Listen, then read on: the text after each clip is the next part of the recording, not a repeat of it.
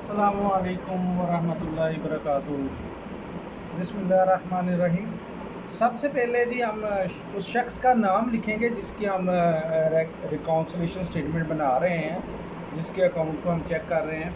उसके बाद पहले शख्स का नाम होगा, अगली लाइन पे बैंक रिकॉन्सिलेशन स्टेटमेंट होगा और उसके बाद फॉर द ईयर्स एंडेड 31 दिसंबर, जिस सन का वो बना रहे हैं वो सन हमें क्वेश्चन के अंदर दिया होता है। उसके बाद ये कॉलम होता है हमारा, फर्स्ट कॉलम एड लेस का होता है, उसके बाद पार्टिकुलर, फिर डेबिट और क्रेडिट, फिर अमाउंट का है, रुपीज़ का है। सबसे पहले हमने लिखना होता है बैलेंस किस चीज़ का है हमारे पास है। तो मैंने आपको बताया था कि हमारे पास 4 बैलेंस होते हैं। अगर एक होता है कैश बुक, एक होता है कैश बुक ओवरड्राफ्ट, एक होता है पासबुक का और एक होता है पासबुक ओवरड्राफ्ट का। अब ये अकेली कैश बुक का है तो कैश बुक का डेबिट बैलेंस हमारे पास होगा।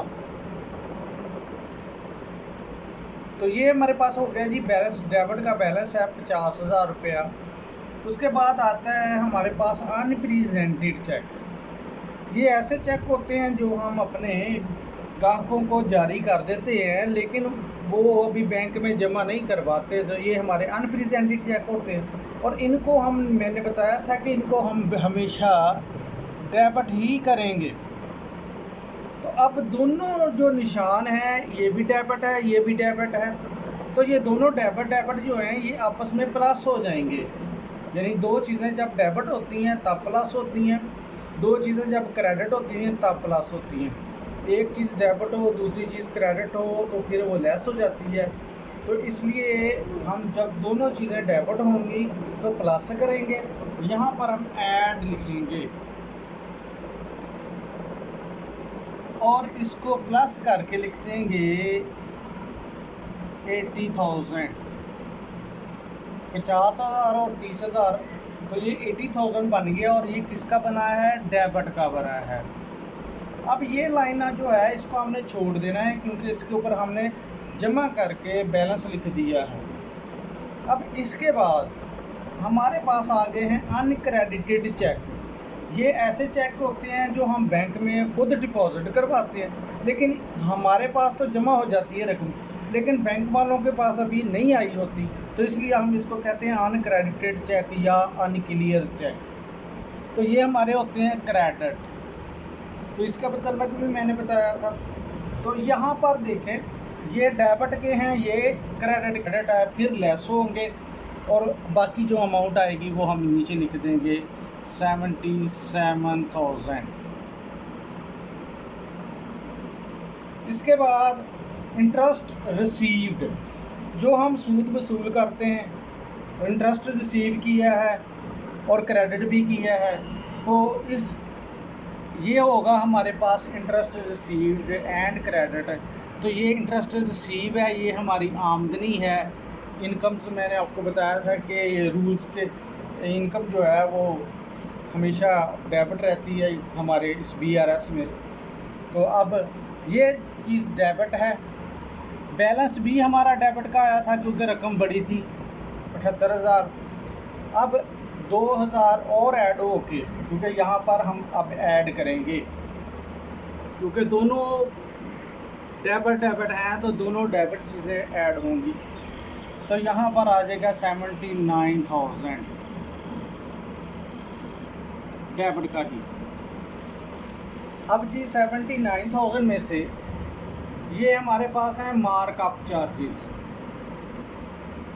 क्योंकि चार्जेस का लफ्ज़ आ गया तो इसका मतलब ये हमारा एक्सपेंस हो गया और ख़र्चे जो हैं, एक्सपेंस जो हैं वो हमारे क्रेडिट होते हैं।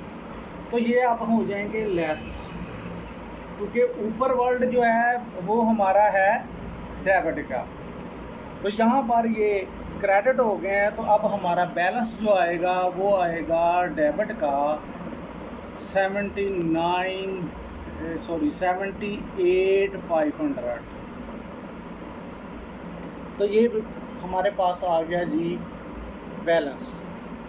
लेकिन अभी ये सवाल मुकम्मल नहीं हुआ जब तक आप इसके नीचे लिखेंगे बैलेंस।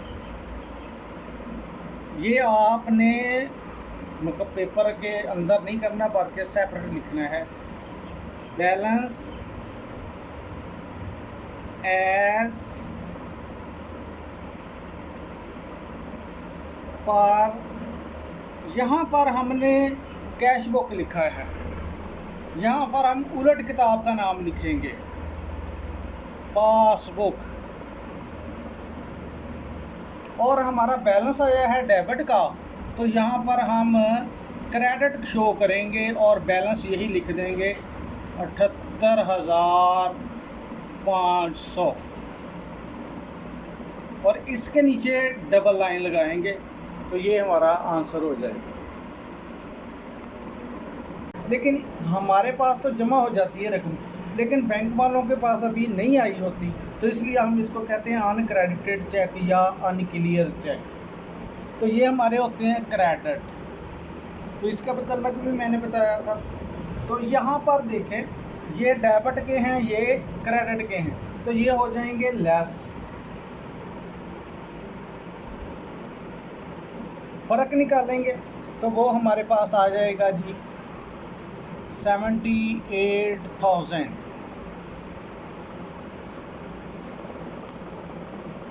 ये अब आएगा बड़ी रकम कौन सी है, डेबिट की, तो इसलिए डेबिट का जो है वो आ जाएगा हमारा आंसर।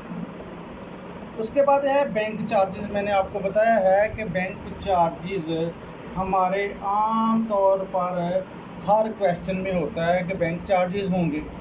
तो ये बैंक वाले जब हमारी खदमात देते हैं, हमें खिदमत देते हैं, तो उसके बदले में हमें बैंक चार्जेस जो है वसूल करते हैं। तो ये हमारा ख़र्चा है, क्योंकि ये हमसे वसूल करते हैं, इसलिए ये हमेशा क्रेडिट होते हैं। तो अब ये भी क्रेडिट हो गए, तो इसका मतलब है ये डेबिट है, ये क्रेडिट है, फिर लेस होंगे और बाकी जो अमाउंट आएगी वो हम नीचे लिख देंगे 77,000। इसके बाद इंटरेस्ट रिसीव्ड, जो हम सूद वसूल करते हैं, इंटरेस्ट रिसीव किया है और क्रेडिट भी किया है, तो इस ये होगा हमारे पास interest received and credit.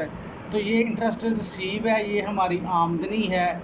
Income से मैंने आपको बताया था कि ये रूल्स के इनकम जो है वो हमेशा डेबिट रहती है हमारे इस BRS में। तो अब ये चीज़ डेबिट है। बैलेंस भी हमारा डेबिट का आया था क्योंकि रकम बड़ी थी 78,000। अब 2,000 और ऐड हो के, क्योंकि यहाँ पर हम अब ऐड करेंगे, क्योंकि दोनों डेबिट हैं तो दोनों डेबिट चीज़ें ऐड होंगी। तो यहाँ पर आ जाएगा 79,000 डेबिट का ही। अब जी 79,000 में से ये हमारे पास है मार्कअप चार्जेस, क्योंकि चार्जेस का लफ्ज़ आ गया तो इसका मतलब ये हमारा एक्सपेंस हो गया, और ख़र्चे जो हैं, एक्सपेंस जो हैं वो हमारे क्रेडिट होते हैं।